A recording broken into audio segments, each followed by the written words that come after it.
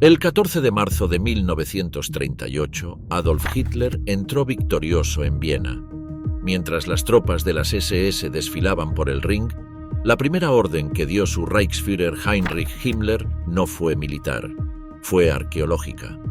Horas después de la anexión de Austria al Tercer Reich, agentes de la Ahnenerbe, la organización pseudocientífica de las SS fundada en 1935 con el mandato expreso de rastrear la herencia ancestral aria, irrumpieron en museos, archivos y depósitos sellados en busca de objetos que llevaban siglos escondidos.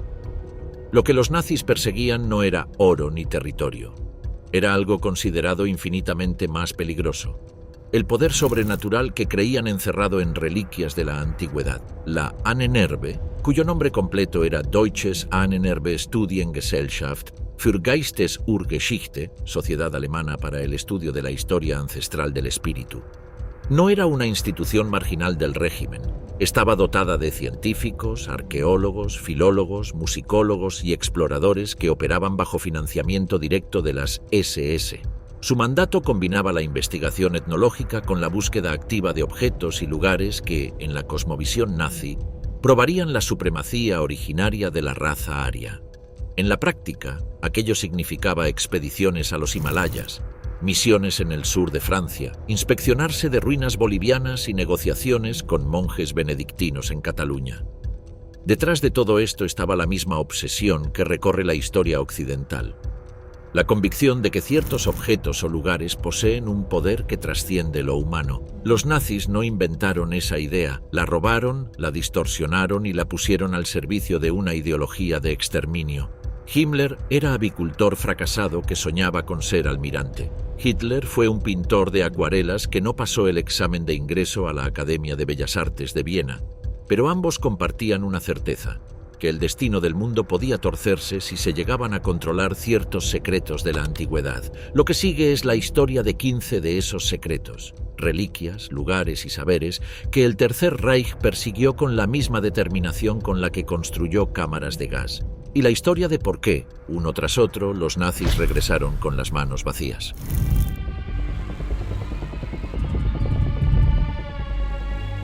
La fortaleza de Montségur se alza sobre un picacho de granito en el Ariège, al sur de Francia, a más de 1000 metros sobre el nivel del mar.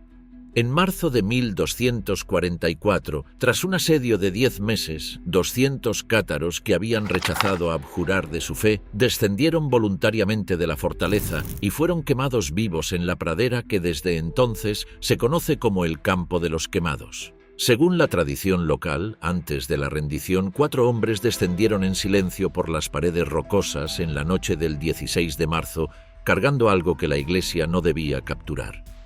Nadie sabía con certeza qué era ese objeto. Otto Wilhelm Rahn lo supo desde los 20 años, o creyó saberlo.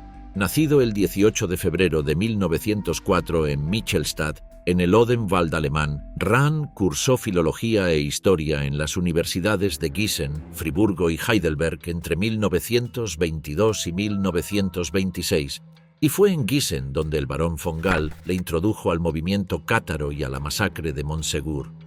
No volvió a pensar en otra cosa. El poema medieval Parzival de Wolfram von Eschenbach, que narra la búsqueda del Grial por un caballero artúrico, se convirtió en su texto sagrado. Rahn concluyó, a través de un razonamiento por el que sería admirado y criticado en igual medida, que los cátaros habían sido los últimos guardianes del Santo Grial y que la fortaleza de Montségur era el castillo del Grial que von Eschenbach describía como Montsalvat. En 1931, Rahn viajó a los Pirineos con una mochila y muy poco dinero. Se instaló en Ussat-les-Bains, un balneario termal al pie de las montañas, y exploró sistemáticamente las cuevas y los castillos en ruinas de la región de Languedoc. Allí conoció a Antonin Gadal, místico francés y guardián de las cavernas de Ornolac, quien le franqueó el acceso a sistemas de cuevas que contenían inscripciones y símbolos que nadie había catalogado científicamente. Rahn los interpretó como evidencia de los rituales cátaros. Para él, la penumbra de aquellas galerías de piedra caliza olía a eucalipto húmedo y a historia secuestrada. En 1933 publicó Kreuzzug gegen den Gral, Cruzada contra el Grial, un libro que mezclaba investigación histórica con especulación mística, pero que llegó a manos de Himmler casi de inmediato.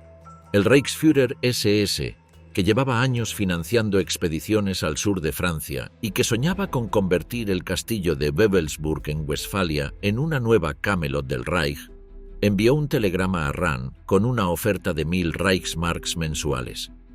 La única condición era que continuara su investigación bajo el paraguas de las SS y entregara un segundo libro antes de 1937 y un tercero antes de 1939. Rahn era homosexual, de izquierdas y profundamente ajeno a la ideología nazi. Pero era también crónica y desesperadamente pobre. Aceptó. Lo que siguió fue uno de los pactos faústicos más documentados del Tercer Reich. Rahn viajó por Francia, Italia e Islandia, donde fue tan infeliz entre los páramos sin árboles que supuestamente gritó: «Quiero ver árboles». Pero no encontró el grial. En 1937 publicó Lucifers Hofgesinn, La corte de Lucifer, una obra que relacionaba el esoterismo cátaro con la mitología nórdica y que Himmler distribuyó gratuitamente entre los altos mandos de las SS. Ese mismo año, Rahn fue descubierto manteniendo relaciones sexuales con otro hombre y, en lugar de prisión, se le condenó a 3 meses de servicio como guardia en el campo de concentración de Dachau. Lo que vio en Dachau lo destruyó. Escribió a un amigo: «Tengo mucho dolor en mi país. Es imposible para un hombre tolerante y liberal como yo vivir en la nación en que se ha convertido mi patria».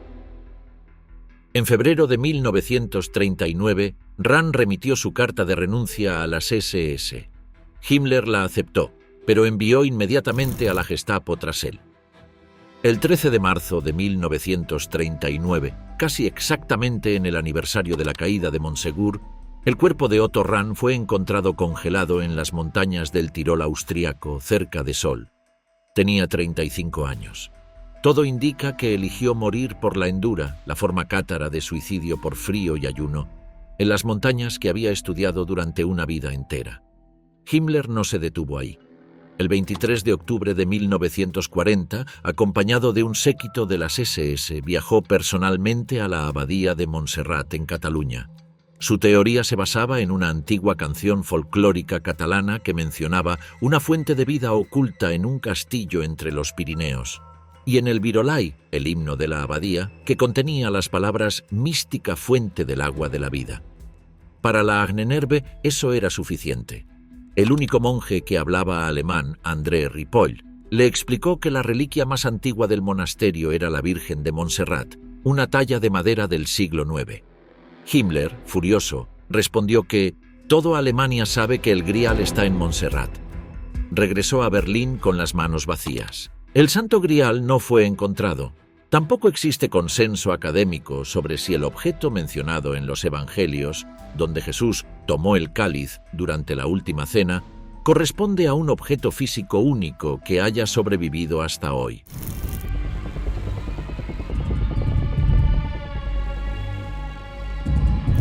Hay una pieza en la Schatzkammer del Palacio de Hofburg en Viena que no parece gran cosa a primera vista. Una punta de hierro de unos 50 centímetros de largo, con la hoja partida a lo largo y reparada con un alambre de plata enroscado, y en el centro una banda de oro con la inscripción latina Lancea et clavus Domini, la lanza y el clavo del Señor. La banda cubre también lo que parece ser un clavo de hierro insertado en la vaina central. No brilla, no intimida. Es un objeto pequeño, oscuro y gastado. Sin embargo, durante siglos se la conoció como la lanza de Longinos, la lanza del destino, el arma con la que el centurión romano Gaius Cassius atravesó el costado de Jesucristo en el Gólgota mientras el cuerpo del Mesías seguía clavado en la cruz. La historia del centurión está consignada únicamente en el Evangelio de Juan, capítulo 19, versículo 34, en una sola frase. Uno de los soldados le abrió el costado con una lanza y al instante salió sangre y agua. El nombre Longino no aparece en los evangelios canónicos. Proviene de textos apócrifos del siglo IV, en particular del Evangelio de Nicodemo, donde el soldado recibe el nombre de Longinus Centurio. La tradición posterior afirma que Cassius sufría de cataratas en ambos ojos. razón por la cual había sido destinado a tareas de guardia en Jerusalén en lugar de servicio activo de combate, y que la sangre del crucificado cayó sobre su rostro al retirar la lanza, restaurándole la visión. Se convirtió al cristianismo, abandonó el servicio militar romano y murió mártir en Cesarea de Capadocia alrededor del año 45 después de Cristo. La Iglesia Católica lo canonizó como San Longino. Su fiesta se celebra el 15 de marzo. La primera mención documentada de una lanza que supuestamente había herido a Cristo aparece en el siglo VI, en los escritos del peregrino San Antonino de Piacenza, quien afirmó haberla visto en la Basílica del Monte Sión en Jerusalén hacia el año 570 después de Cristo. Cuando los persas sasánidas saquearon la ciudad en el año 615, el asta de la lanza fue capturada por el ejército del Shah Khosroes II, mientras la punta fue rescatada y llevada a Constantinopla, donde se incorporó a un ícono sagrado y se guardó en la iglesia de Santa Sofía.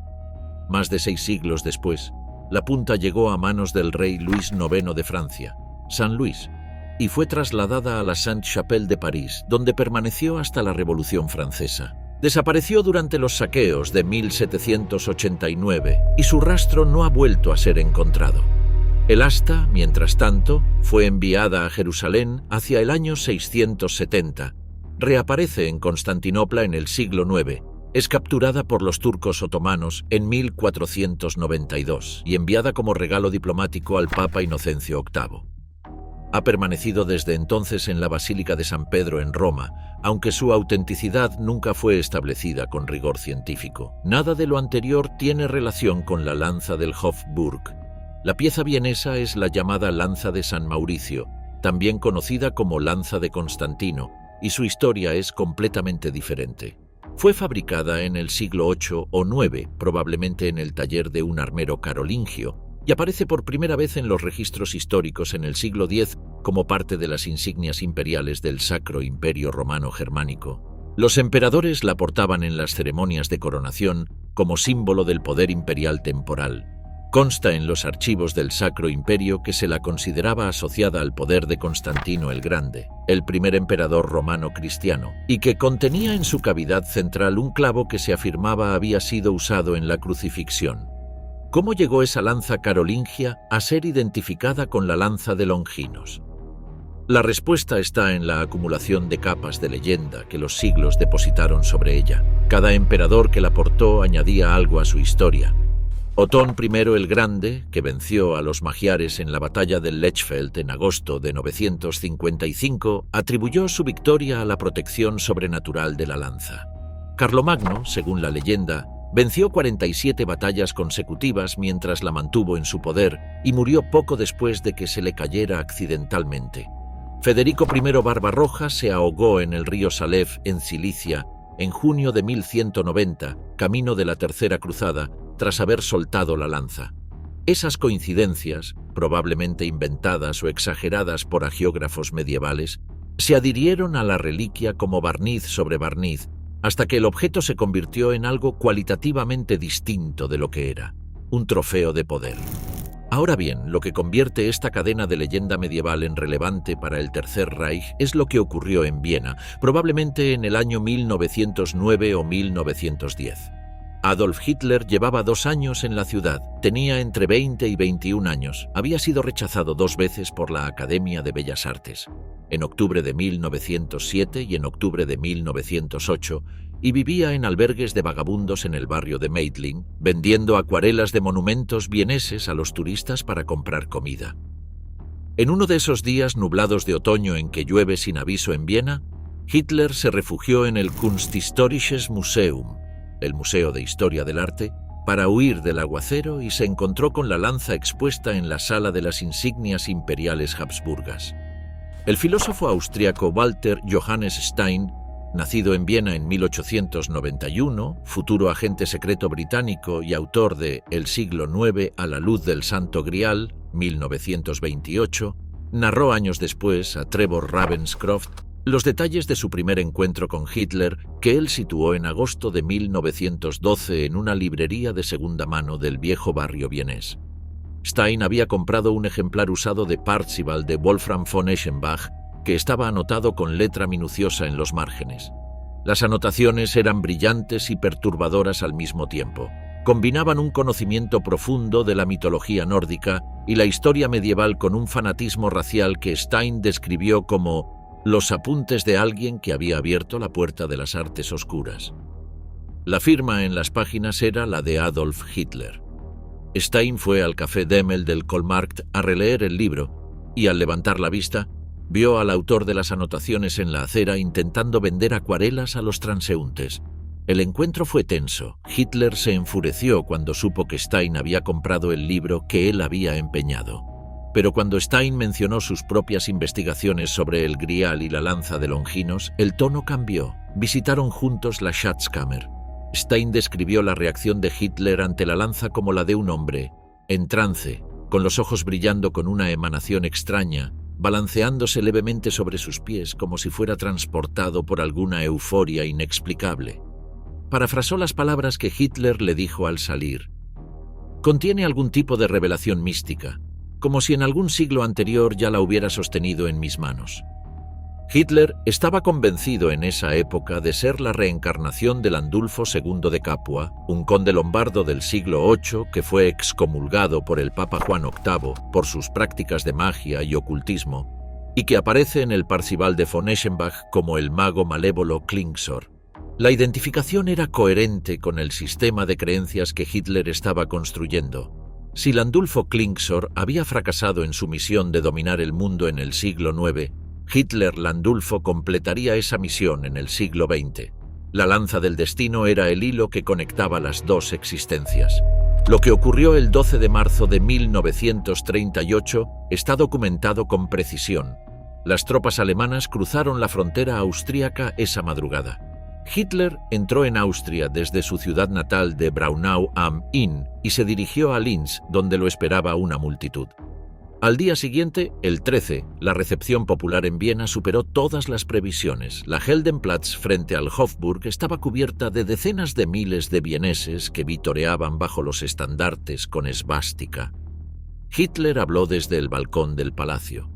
Lo que ocurrió exactamente con la lanza en esas horas es punto de disputa entre historiadores. El relato de Ravenscroft, que Hitler fue personalmente a la Schatzkammer largo después de la medianoche para reclamar la lanza, ha sido desmontado por el historiador Ken Anderson y por el registro fotográfico que muestra que Hitler salió de Viena en avión el 15 de marzo antes del anochecer, sin pernoctar 2 noches seguidas.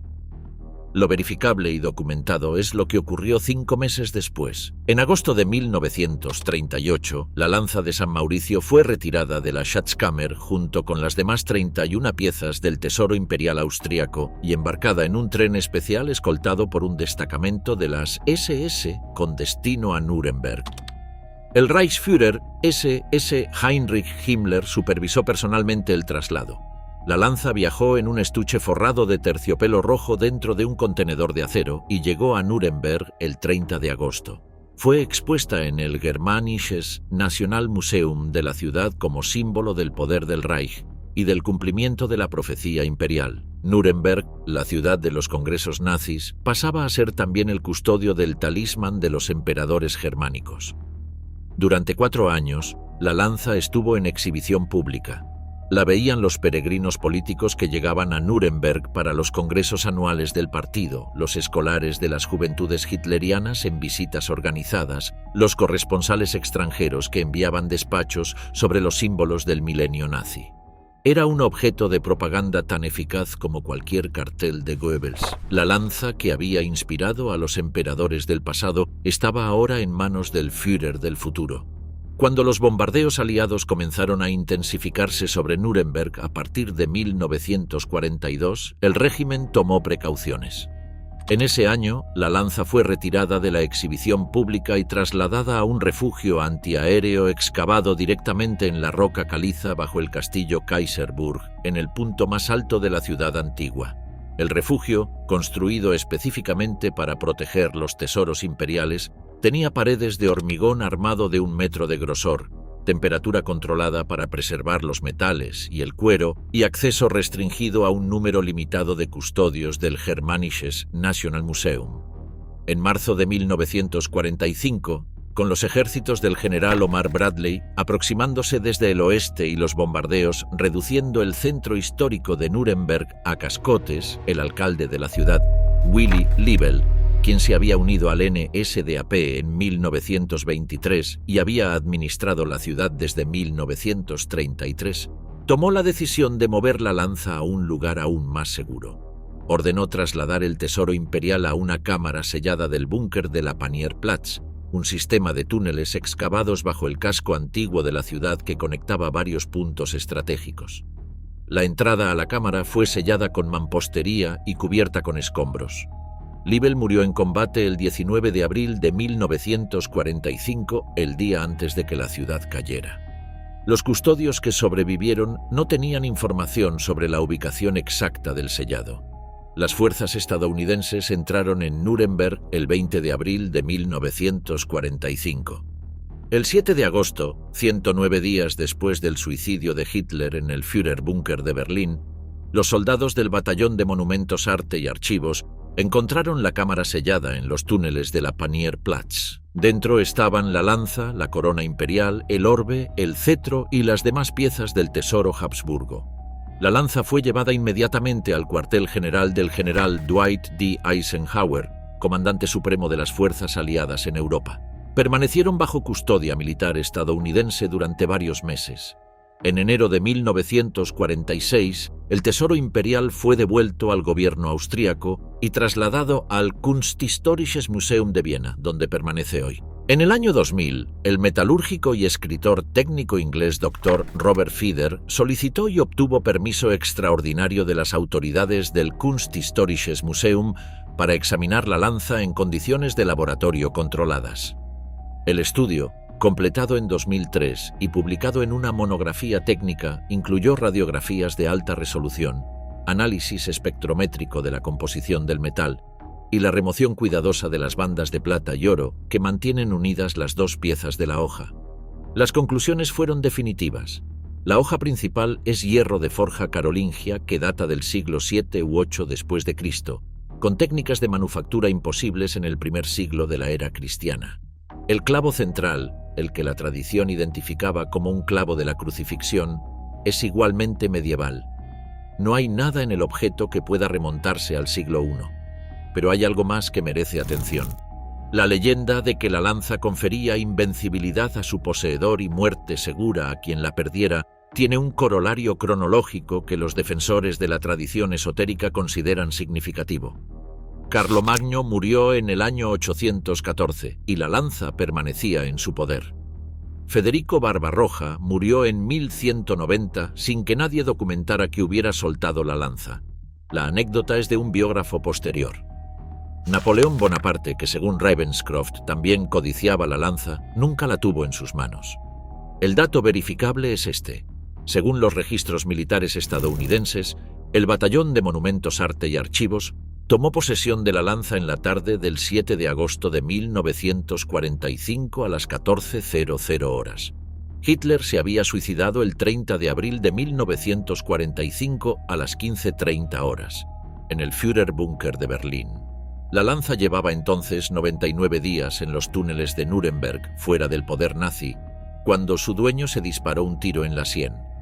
Hoy, en la sala de las insignias imperiales del Kunsthistorisches Museum de Viena, la lanza descansa en una vitrina iluminada, en silencio.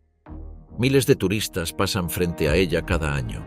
La mayoría no sabe que estuvo en Nuremberg.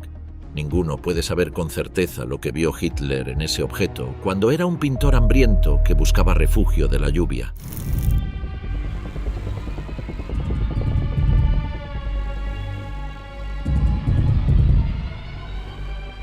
En el libro de Josué, los sacerdotes del pueblo de Israel rodean Jericó durante 7 días cargando el arca de la alianza, y al 7º día las trompetas suenan y los muros de la ciudad se derrumban. La Agnenerbe llamó a su misión de búsqueda precisamente con ese nombre, Operación Trompetas de Jericó. El Arca de la Alianza es, según los textos hebreos, el cofre de madera de acacia recubierto de oro que Moisés construyó bajo instrucciones divinas para guardar las tablas de la ley, las piedras inscritas con los 10 mandamientos, durante el éxodo del pueblo de Israel. Las escrituras la describen con una potencia que intimidaba incluso a sus portadores. Debía cubrirse con velos antes de ser levantada, porque el simple contacto con ella podía causar la muerte instantánea. Emitía una leve luminosidad y durante el día se transformaba en columna de humo.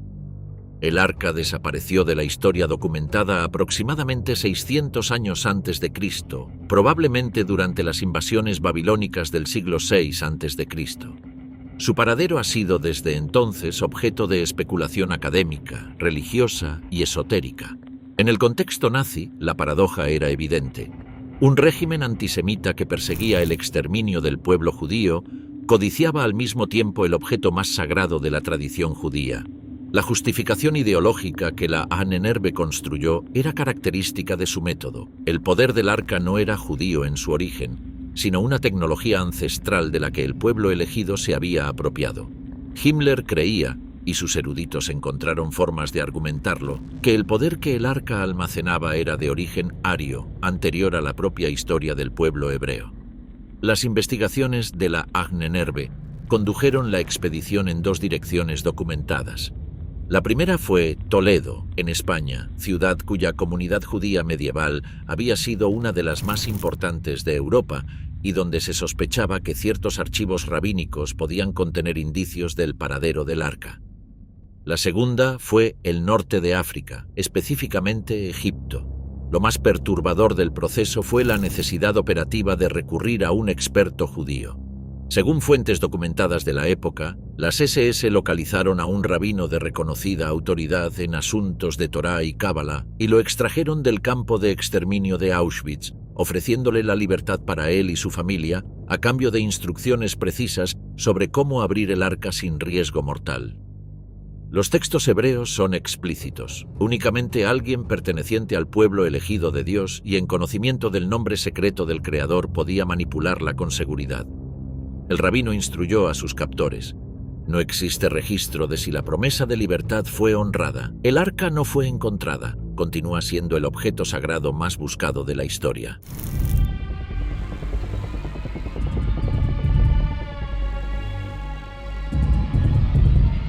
En mayo de 1940, en pleno apogeo de la ofensiva alemana en el frente occidental, Heinrich Himmler tomó tiempo para escribir una carta a los investigadores de la Ahnenerbe. El texto es extraordinario en su literalidad. Que se investigue lo siguiente. Encuentren todos los lugares en el mundo cultural ario-germánico del norte donde exista alguna comprensión del rayo, el trueno, el martillo de Fors o el martillo volador o arrojado. Busquen además todas las esculturas del dios representado con un pequeño hacha que emite rayos. Recopilen toda la evidencia pictórica, escultórica, escrita y mitológica. Estoy convencido de que esto no se basa en el trueno o el rayo naturales, sino que representa una forma altamente desarrollada de arma de guerra de nuestros antepasados, que solo por supuesto era poseída por los Aesir, los dioses, lo que implica un conocimiento sin precedentes de la electricidad. Himmler creía que Mjolnir, el martillo del dios nórdico Thor, con el que aplastaba gigantes y montañas, no era un mito, sino la descripción codificada de un arma ancestral de alta tecnología que los arios primigenios habían poseído y que el tiempo y la decadencia racial habían hecho olvidar.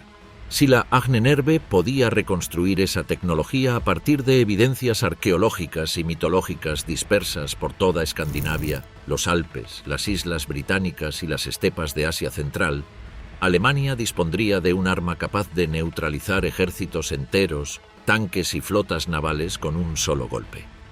No es una exageración, es la transcripción de lo que el hombre más poderoso de las SS, después de Hitler, escribió en una carta oficial.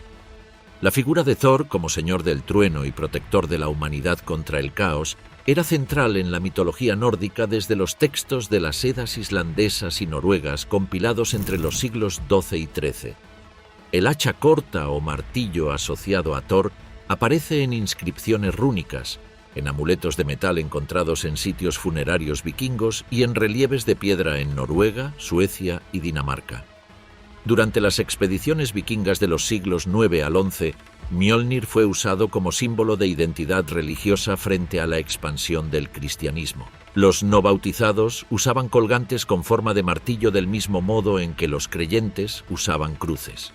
La Ahnenerbe catalogó sistemáticamente esos hallazgos a lo largo de los años 30 y 40, enviando equipos de investigación a Escandinavia, las Islas Feroe y el norte de Alemania. El resultado fue cientos de páginas de documentación arqueológica con un propósito delirante: encontrar en esa iconografía la prueba de que los nórdicos habían poseído alguna forma de arma de descarga eléctrica que desafía la cronología del conocimiento humano sobre la electricidad. No encontraron ningún arma. Encontraron arte funerario y objetos rituales de entre el 500 a.C. y el 1000 después de Cristo, exactamente lo que cualquier arqueólogo convencional habría esperado hallar. Los archivos de la Ahnenerbe sobre la búsqueda de Mjolnir fueron capturados por los aliados en 1945 y se encuentran parcialmente digitalizados en los Archivos Nacionales de Washington, D.C.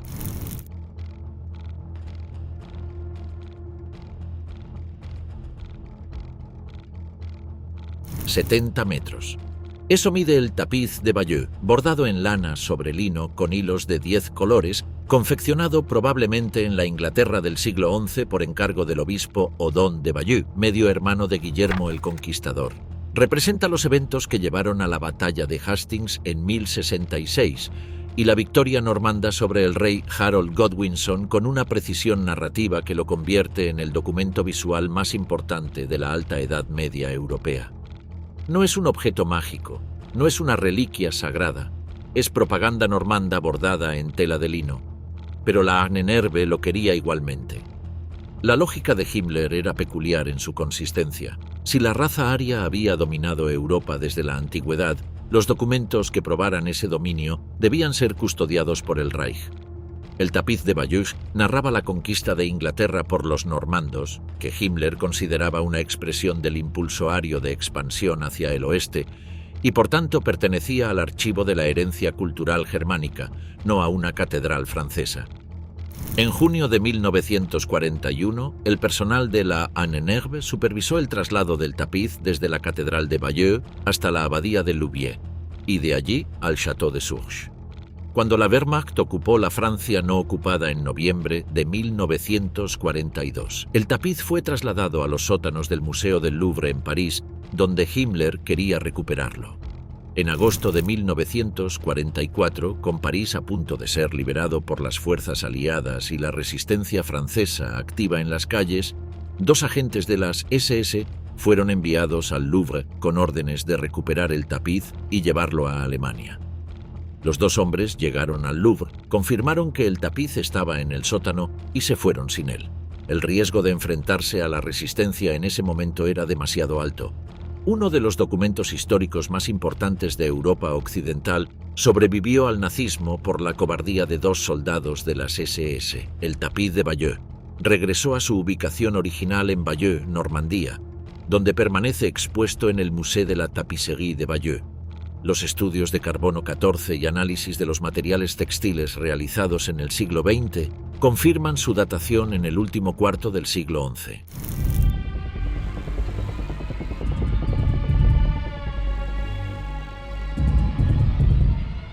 Antes de que existiera el partido nazi, existió la Sociedad Thule.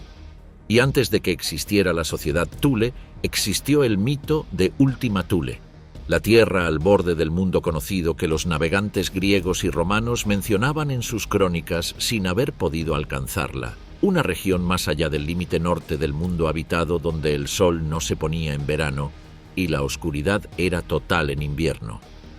El historiador Nicholas Goodrich Clark, en su obra fundamental The Occult Roots of Nazism, 1985, documenta cómo la Sociedad Thule fue fundada el 17 de agosto de 1918 en el Hotel Bierjahreszeiten de Múnich por Rudolf von Sebottendorf, bajo el emblema de una daga sobre un escudo con una esvástica. La sociedad era en su origen una rama bávara del Germanenorden, el orden de los germanos, fundado en Leipzig en 1912 como una logia antisemita cuasimasónica cuyos miembros debían probar su ascendencia aria pura. En sus rituales de iniciación, el maestro empuñaba una lanza representando a Wotan, el dios guerrero nórdico, mientras los iniciados prestaban juramento de lealtad racial.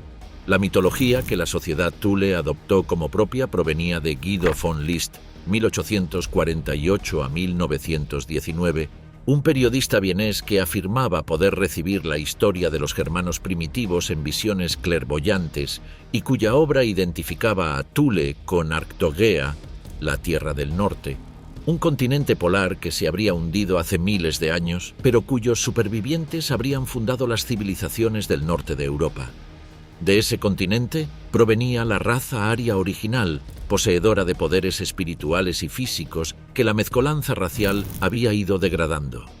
La conexión entre la sociedad Thule y el nazismo es directa y documentada. Entre los miembros de la sociedad en sus años de funcionamiento en Múnich, 1918 a 1925, figuraban Rudolf Hess, Alfred Rosenberg y Dietrich Eckart, quien introdujo al joven Adolf Hitler en los círculos ultranacionalistas de la ciudad tras la Primera Guerra Mundial. El Partido Nacional Socialista Obrero Alemán nació literalmente de las estructuras organizativas y el periódico, el Münchener Beobachter, que la sociedad Thule ponía a su disposición. La búsqueda de Thule como lugar físico nunca se abandonó del todo.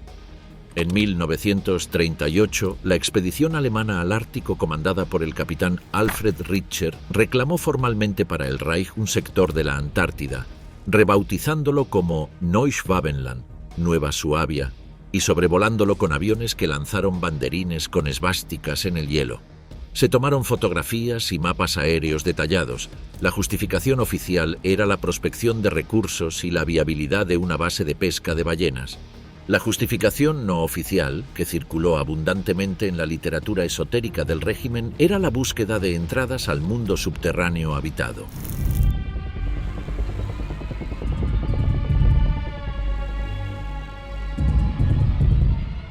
El 20 de enero de 1939, 5 hombres entraron en la ciudad de Lhasa. Eran blancos, jóvenes, vestían ropa occidental y llevaban equipos de medición y cámaras fotográficas. Los tibetanos que se cruzaron con ellos en el bazar los miraron con una mezcla de curiosidad y cautela. El líder del grupo, Ernst Schäfer, les devolvió la mirada con la cortesía calculada de quien sabe que está a miles de kilómetros de cualquier apoyo.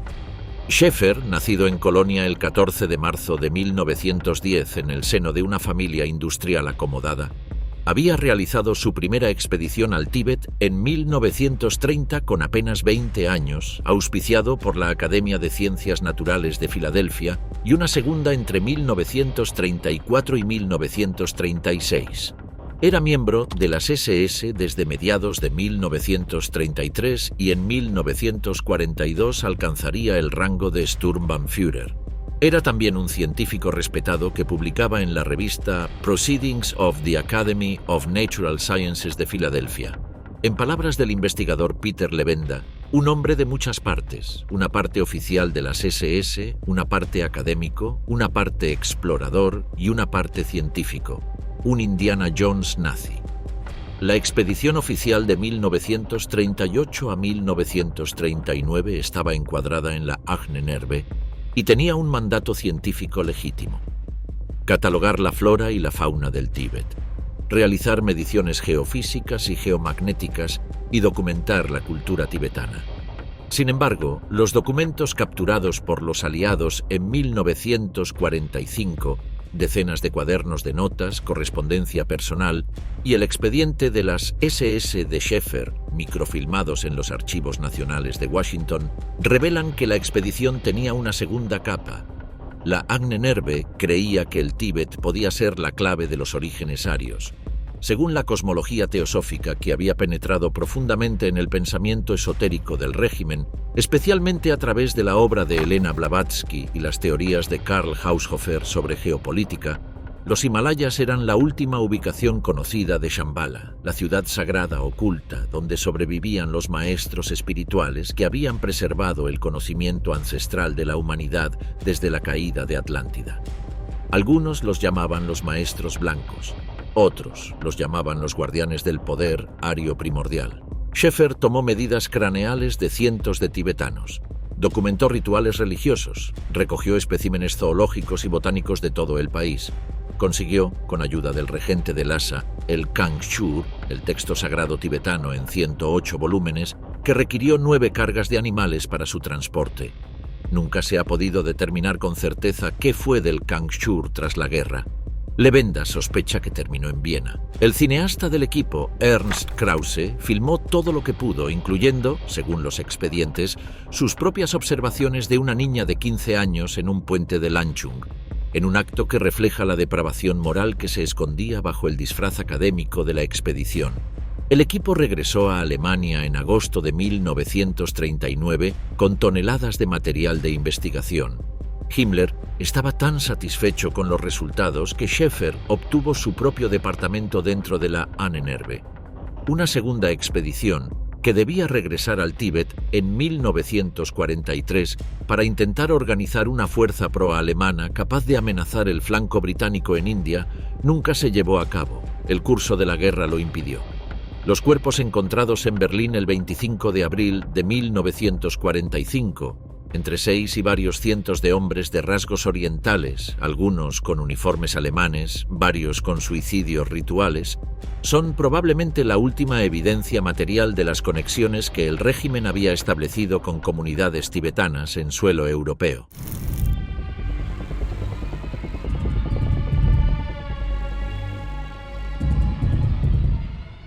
El 25 de abril de 1945, soldados soviéticos que avanzaban por las ruinas de Berlín entraron en un edificio destruido del centro de la ciudad. En una habitación del piso bajo encontraron a 7 hombres muertos tendidos en círculo sobre el suelo, con un octavo en el centro. Todos vestían uniformes militares alemanes. Todos eran orientales.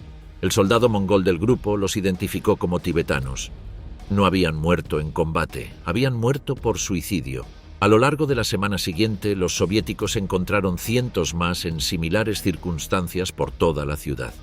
La pregunta que nadie supo responder en 1945 y que sigue sin respuesta definitiva es ¿qué hacían esos hombres en Berlín al final de la guerra? Una parte de la respuesta lleva el nombre de Karl Haushofer, 1869 a 1946. El general y geógrafo bávaro, cuyas teorías de geopolítica y Lebensraum, espacio vital, influyeron directamente en Mein Kampf. Haushofer había viajado extensamente por Asia.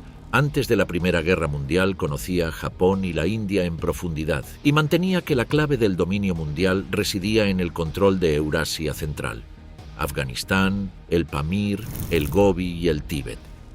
Según relatos posteriores, Haushofer estaba también convencido de que bajo los Himalayas existía un mundo subterráneo de gran civilización, Agartha y Shambhala, los 2 centros espirituales ocultos de los que hablaban los lamas y los textos tibetanos que él había estudiado. La fuente literaria de todo esto era una novela, The Coming Race, la raza futura, publicada en 1871 por el escritor inglés Edward Bulwer Lytton, primer barón Lytton. En ella, un explorador desciende a una mina y descubre un mundo subterráneo habitado por una raza llamada los Vril Ya, que controlan una energía llamada Vril, una fuerza que engloba la electricidad, el magnetismo y la telequinesis, que puede tanto curar como destruir y que es aplicada a través de un bastón hueco con múltiples controles. Los Vril Ya son superiores en todo sentido a la humanidad de la superficie, y la narración concluye con la advertencia de que si algún día emergen a la luz, serán los destructores de nuestra especie.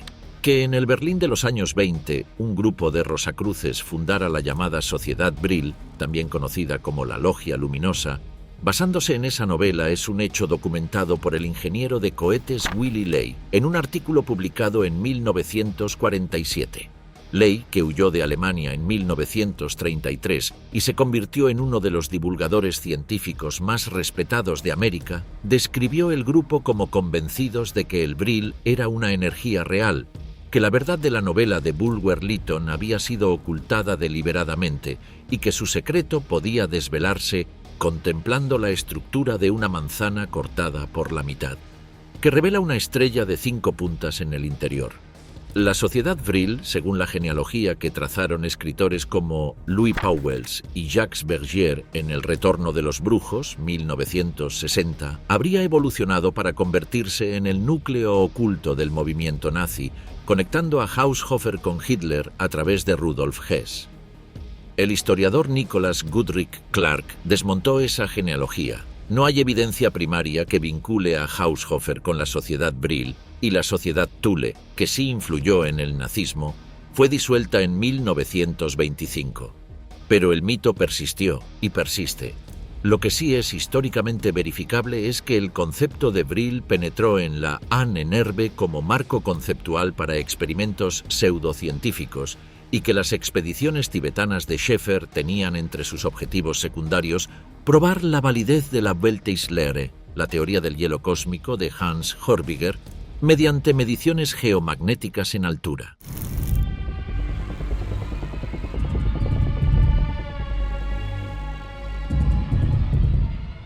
En el bosque de Teutoburg, en el estado alemán de Renania del Norte-Westfalia, 5 columnas de arenisca rojiza de hasta 37 metros de altura emergen de la tierra en un grupo compacto junto a un lago artificial. Se llaman Externstein, las piedras de Extern, y se formaron hace 70 millones de años. La evidencia arqueológica sitúa a cazadores nómadas en el lugar hacia el 10.000 a.C. Hay indicios de que monjes benedictinos habitaron cuevas talladas en la roca a partir del siglo VIII o IX. En el siglo XII, alguien talló en la piedra un relieve que representa el descendimiento de la cruz, con el cuerpo de Cristo siendo bajado del madero. En la Edad Media fue eremitorio y en el siglo XVII servía ocasionalmente de guarida de bandoleros. Nada de esto le importaba a Heinrich Himmler. Lo que importaba a Himmler era que la Ahnenerbe, bajo la dirección del SS Obersturmbannführer Wilhelm Jordan, había desarrollado a mediados de los años 30 una teoría: que las Externstein habían sido el sitio de Irminsul, la columna sagrada o árbol del mundo venerada por los antiguos sajones y destruida por Carlomagno alrededor del año 772 después de Cristo durante sus campañas de cristianización forzada. Los sajones eran, en la narrativa nazi, el prototipo de la tribu aria, independientes, guerreros, resistentes a la dominación exterior. Irminsul era su eje cósmico, el símbolo de su conexión con los dioses. La teoría no tenía sustento documental sólido.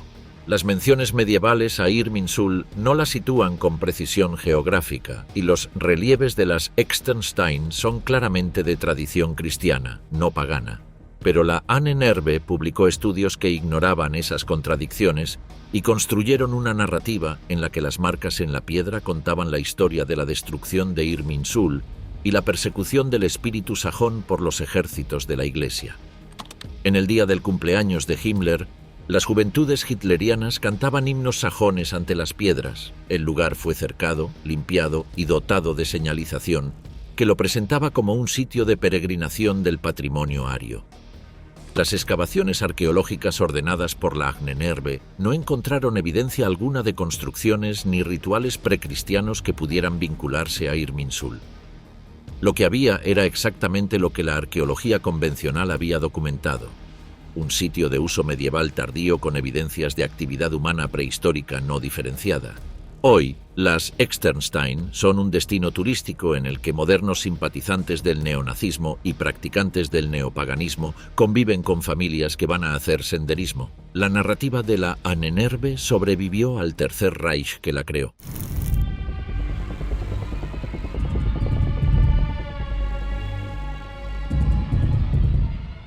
En el verano de 1936, una expedición financiada por las SS partió hacia Karelia, la región fronteriza entre Finlandia y Rusia, donde el tiempo parecía detenido.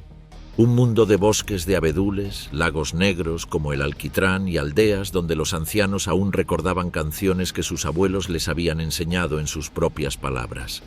La expedición era reducida. El joven aristócrata finlandés Yrjö von Grönhagen, fascinado desde niño por la magia de la región, Fritz Bose, musicólogo de las SS, y un ilustrador finlandés sin nombre prominente en los registros.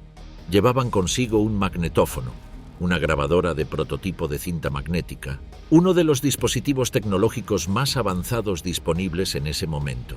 Su misión era registrar los cánticos y las incantaciones de los ancianos carelios que todavía practicaban las costumbres paganas de sus antepasados. La justificación ideológica de Himmler era coherente con su sistema de creencias. Si los arios primigenios habían poseído saberes espirituales y técnicos que la historia había borrado, esos saberes podían haberse preservado en la tradición oral de las comunidades más aisladas de Europa. Karelia, con su proximidad a los chamanes ugrofineses y su lejana conexión con el Kalevala, la epopeya nacional finlandesa, era un candidato ideal. En los bosques cerca de Suojärvi, el equipo encontró a Teemu Lipitse, un anciano de cabello blanco con ojos distantes que nunca había visto un tren ni asistido a la escuela. Lipitse cantó composiciones de creación del mundo que resonaban con la mitología del Kalevala, y Grönhagen las grabó meticulosamente en la cinta del magnetófono. Para él, aquellas canciones no eran solo folclore, eran ecos de un pasado remoto, fragmentos de la cosmogonía aria original. El encuentro más inquietante de la expedición ocurrió cerca de Salmi, en una cabaña diminuta al borde del bosque. Grönhagen había oído hablar de Mironaku, una mujer de 92 años conocida en la región como adivina y curandera. Los aldeanos le advirtieron que no se acercara. Grönhagen fue igualmente. La encontró recogiendo setas en el bosque, su figura frágil integrada en el entorno como un elemento más. Cuando él se presentó, la anciana respondió que lo había visto llegar en sueños 3 días antes y que sabía que había venido a llevarse sus secretos. La descripción de Grönhagen, recogida en los informes que elevó a la Ahnenerbe, es precisa. Mironaku realizó un ritual de invocación de los espíritus de sus ancestros y cuando Bose reprodujo la grabación para ella, la anciana reaccionó con terror.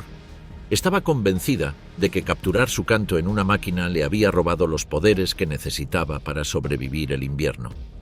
Al final del verano, la expedición había recopilado más de 100 grabaciones. De regreso en Berlín, los informes fueron recibidos con entusiasmo por la dirección de la Ahnenerbe, que los consideró evidencia potencial de conexiones entre las tradiciones ugrofinesas y el bagaje espiritual del origen ario. Lo que nadie supo en Berlín era que las canciones que Lipitse y los demás ancianos karelios habían cantado para los alemanes eran exactamente lo que siempre habían sido, poesía oral de una cultura particular, sin ningún contenido que no pudiera explicarse perfectamente dentro de su propio contexto histórico.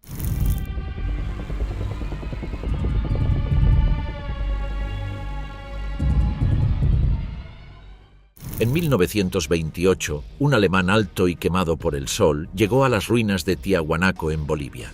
Se llamaba Edmund Kiss y llevaba un cuaderno de bocetos, un obsesionado interés en la teoría del hielo cósmico de Hans Horbiger y la convicción de que tenía ante sus ojos la prueba material de que una civilización aria había habitado América del Sur miles de años antes de los pueblos indígenas documentados. Tiahuanaco, también escrito Tiwanaku, es un sitio arqueológico situado a 3.840 metros de altitud en el altiplano boliviano, a unos 15 kilómetros del lago Titicaca.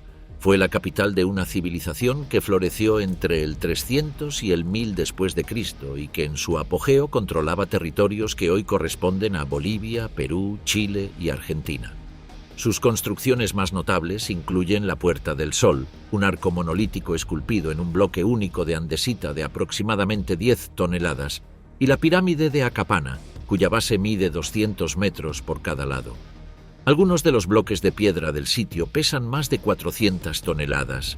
El austríaco Arthur Poznański, que había dedicado décadas a estudiar el sitio, sostenía que Tiahuanaco databa de 17.000 años antes del presente, basándose en interpretaciones de alineamientos astronómicos que los arqueólogos convencionales consideraban defectuosas. Kiss contactó con Poznański, obtuvo financiamiento de un premio literario que había ganado, y durante meses estudió las ruinas dibujando planos y analizando relieves. La conclusión a la que llegó fue estrictamente ideológica, que una escultura de cabeza masculina en el sitio tenía rasgos nórdicos claramente definidos, que las puertas tenían influencia barroca europea, que los símbolos en la Puerta del Sol eran equivalentes griegos y que todo el conjunto arquitectónico solo podía haber sido diseñado por hombres de origen nórdico que habían emigrado a América del Sur en tiempos inmemoriales. La hipótesis de la teoría del hielo cósmico de Horbiger, que Kiss veía confirmada en Tiahuanaco, era la siguiente. La Tierra había tenido múltiples lunas en el pasado, y cuando cada una se desintegraba al caer sobre el planeta, causaba catástrofes de escala bíblica que alteraban el clima, hundían continentes y forzaban a las civilizaciones supervivientes a reconstruirse desde cero. Kiss creía que las inscripciones de la Puerta del Sol representaban un calendario con 12 meses de 24 o 25 días y jornadas de 30 horas. Evidencia de que el sitio fue construido bajo condiciones astronómicas completamente distintas a las actuales, causadas, según él, por una luna de órbita más rápida que la nuestra. Los artículos de Kiss fueron publicados con entusiasmo en la prensa del partido nazi. Con apoyo de las SS, planificó una segunda expedición a Tiahuanaco en 1938, pero la guerra estalló antes de que pudiera ejecutarla. Con el colapso del Tercer Reich, sus teorías quedaron en el margen historiográfico donde pertenecían. Las excavaciones científicas de las últimas décadas en Tiahuanaco confirman que el sitio fue construido por la civilización Tiwanaku a partir del siglo II después de Cristo. Ninguna evidencia apoya origen externo ni presencia nórdica de ningún tipo.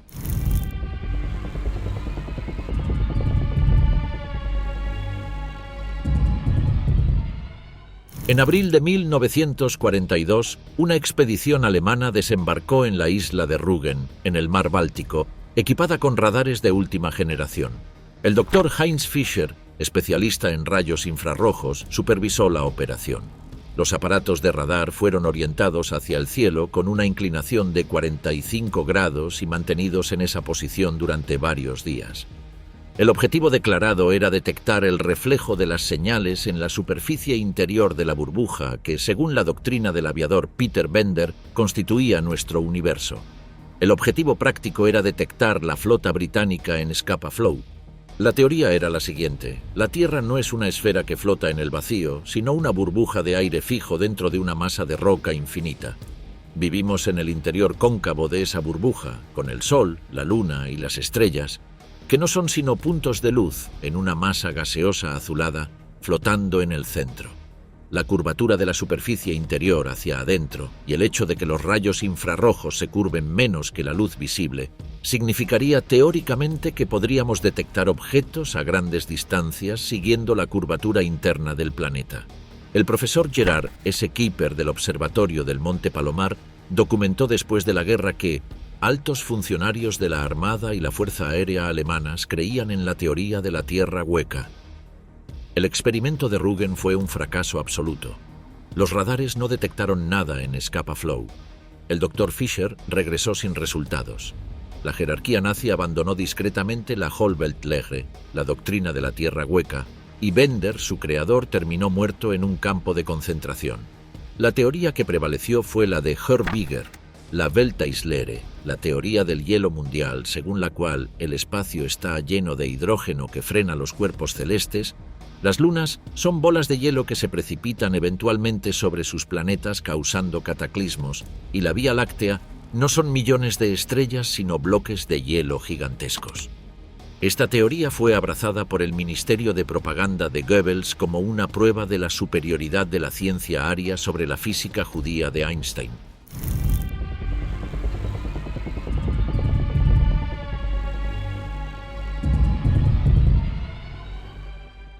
La leyenda de Shambhala tiene raíces genuinas y profundas en el budismo tibetano. Los textos Kalachakra, uno de los ciclos de enseñanzas más complejos del budismo vajrayana, describen un reino oculto al norte del Himalaya, de soberanos sabios y ciudadanos perfectos, cuyo rey, Rigden Jepo, guía secretamente el desarrollo espiritual de la humanidad desde las alturas de su trono invisible. Los lamas medievales ubicaban Shambhala vagamente entre los 45 y los 50 grados de latitud norte, más allá del río Sirdaria. Los dos misioneros jesuitas, Stephen Casella y John Cabral, registraron en el siglo XVII, tras vivir en el monasterio de Shigatse, las descripciones que los lamas tibetanos daban de Chang Shambhala, Shambhala del norte. El explorador polaco Ferdynand Ossendowski, que cruzó Mongolia en 1920 huyendo de los bolcheviques, recogió en su libro Bestias, hombres y dioses, 1923, los relatos que varios lamas y guías mongoles le ofrecieron sobre el reino de Agartha. un mundo subterráneo cuyo rey del mundo gobernaba desde una ciudad invisible de la que partían túneles hasta todos los rincones del planeta. El artista y explorador ruso Nikolás Roerich, 1874 a 1947, realizó entre 1923 y 1926 una expedición por India, Mongolia y el Tíbet en busca de indicios de Shambhala. En el verano de 1926, su campamento en el valle de Sharagol, cerca de las montañas de Humboldt, fue testigo de un incidente que Roerich documentó. Un objeto esferoidal dorado cruzó el cielo sin hacer ruido, desde las montañas del norte hacia el suroeste a enorme velocidad. Un lama presente le dijo que era la señal de aprobación del señor de Shambhala. Cuando la cosmología nazis adoptó estas leyendas, las torció irreparablemente. Shambhala y Agartha dejaron de ser centros espirituales y se convirtieron en bases de una raza de superhombres arios supervivientes de Atlántida que aguardaban el momento de volver a la superficie para liderar al pueblo alemán. Karl Haushofer, que había viajado por Asia y había sido iniciado, según afirmaba, en una sociedad budista secreta en Japón, presentó a Hitler durante su encarcelamiento en Landsberg tras el Putsch de Múnich de 1923 la idea de que la civilización del Gobi había precedido a todas las demás y que sus herederos vivían bajo el Himalaya. Hitler leyó en Landsberg The Coming Race de Bulwer Lytton. Los Brill ya del subsuelo se fusionaron en su mente con los Supermen de Shambhala. Las expediciones de Schäfer al Tíbet cargaban con ese bagaje conceptual, y las centenas de cuerpos tibetanos encontrados en Berlín en 1945 sugieren que durante los últimos años de la guerra existió algún tipo de presencia organizada de personas venidas de la región del Himalaya en suelo alemán, cuyas circunstancias exactas de arribo y las conexiones que los trajeron siguen siendo objeto de investigación histórica.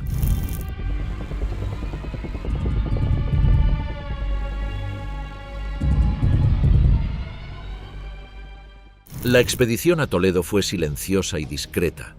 No hay grandes celebraciones en los archivos del Tercer Reich. Lo que hay son referencias oblicuas en documentos de la Ahnenerbe a una búsqueda que combinaba el rastro del Arca de la Alianza con la de otro objeto, la Mesa de Salomón, el objeto litúrgico de oro macizo sobre el que el sumo sacerdote realizaba las ofrendas en el Templo de Jerusalén.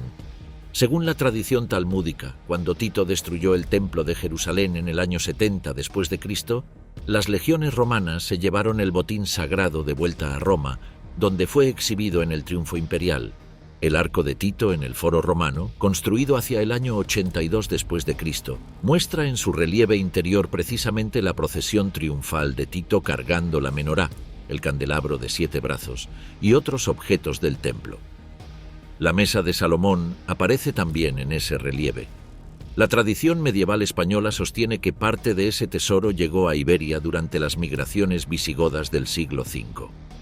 En el año 711, cuando los ejércitos omeyas cruzaron el estrecho de Gibraltar al mando de Tariq ibn Ziyad, la ciudad de Toledo, capital del reino visigodo, cayó en cuestión de días. Según la crónica árabe, los conquistadores encontraron en Toledo objetos de extraordinario valor que los visigodos habían guardado. Entre esos objetos había, según algunos relatos, una mesa de oro con incrustaciones de piedras preciosas con la que la tradición identificó la Mesa de Salomón. Si eso era cierto, y los expertos medievalistas lo consideran altamente especulativo, el tesoro habría permanecido en Al-Ándalus durante siglos hasta que reconquistas sucesivas o las turbulencias de los siglos finales del período islámico lo dispersaron. Los agentes nazis que recorrieron Toledo no encontraron nada. La ciudad fue ocupada por las fuerzas franquistas desde el inicio de la Guerra Civil Española en 1936, y la colaboración entre el régimen de Franco y la Alemania de Hitler permitió cierto nivel de acceso a archivos históricos. Pero la Mesa de Salomón, si es que sobrevivió a 2 milenios de historia convulsa, no estaba en Toledo.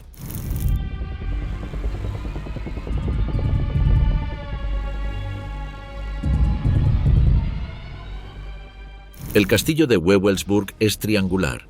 Sus 3 torres corresponden, en la cosmología que Heinrich Himmler desarrolló para él a partir de 1934, a 3 ejes del destino: el del norte, la torre central, estaba reservada para el propio Himmler y era llamada, en los rituales internos de las SS, el Heilige Gral, el Santo Grial.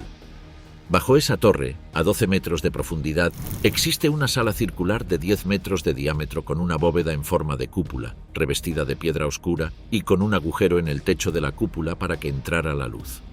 En el centro del suelo hay un gas eterno.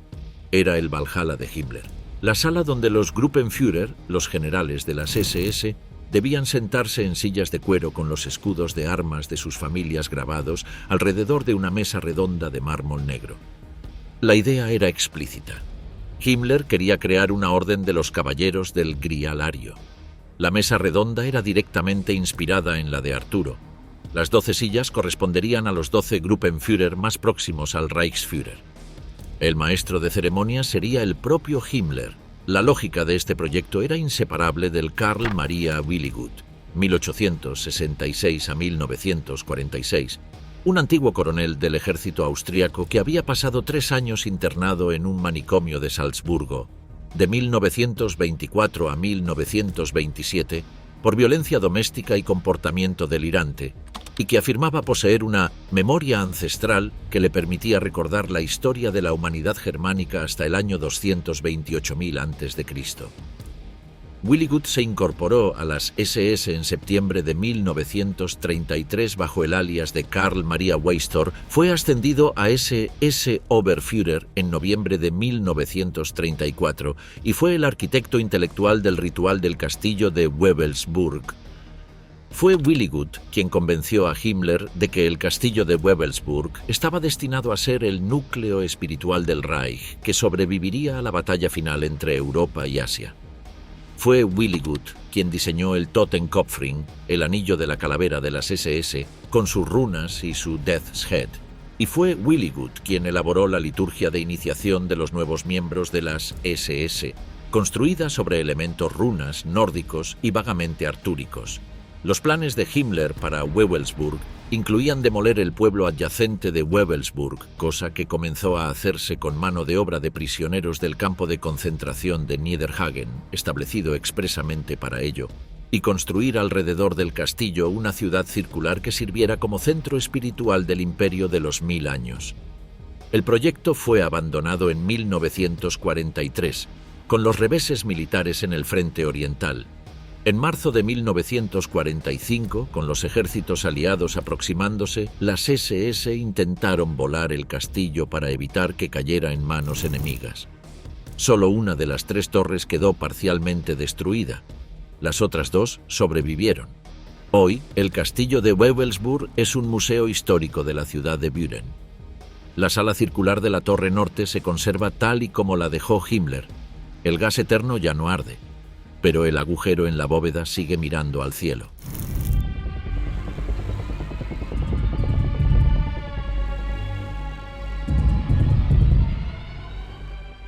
Ninguno de los 15 objetos, lugares o saberes que el Tercer Reich persiguió fue encontrado. Ninguno de los proyectos de la Ahnenerbe produjo evidencia verificable de la supremacía racial aria. Las expediciones al Tíbet catalogaron pájaros y midieron cráneos. Las búsquedas en el sur de Francia encontraron ruinas medievales. Los experimentos en Rügen no detectaron ninguna flota enemiga. Las teorías sobre Tiahuanaco, sobre la Tierra Hueca y sobre el Bril quedaron en el archivo de la pseudociencia más costosa y mortífera de la historia. Lo que el Reich sí produjo con total eficiencia fue el asesinato sistemático de 6 millones de judíos, más de 3 millones de prisioneros de guerra soviéticos, cientos de miles de gitanos, discapacitados, homosexuales y opositores políticos. La maquinaria de exterminio funcionó sin necesitar ninguna lanza mágica ni ningún continente perdido. Funcionó con burocracia, trenes y gas Zyklon B. La obsesión nazi por los secretos de la antigüedad no fue la causa del genocidio. Fue su decorado. Un decorado que permitía a los arquitectos del horror verse no como criminales, sino como iniciados en una misión cósmica. Himmler no era un burócrata del exterminio. Era el maestro de la orden del Grial Ario. Hitler no era un político austriaco fracasado. Era la reencarnación de un conde excomulgado del siglo VIII que había sostenido la lanza del destino en una vida anterior. El historiador Ian Kershaw, en su monumental biografía de Hitler, no cita ni una sola vez el libro de Ravenscroft sobre la lanza del destino, considerándolo una obra que conviene ignorar en su totalidad. El historiador Nicholas Goodrick Clark, que sí estudió el ocultismo nazi con rigor académico, concluyó que las figuras del misticismo Völkisch, Liszt, Liebenfels, Sebottendorf, contribuyeron al estado de ánimo mitológico de la era nazi, pero que no puede afirmarse que influyeran directamente en las decisiones de quienes detentaban el poder político real.